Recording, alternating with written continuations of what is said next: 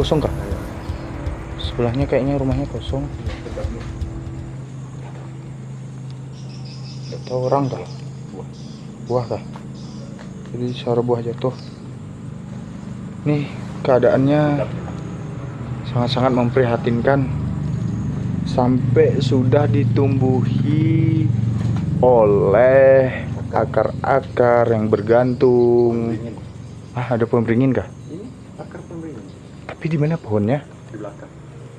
Oh, di belakang. Sampai sini ya akarnya. Sini ada sandal, sepatu. Permisi. Assalamualaikum. Ini dia men keadaannya.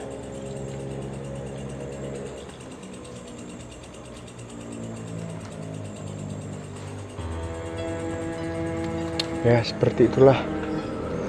Sekarang kita coba, ini ada kamar.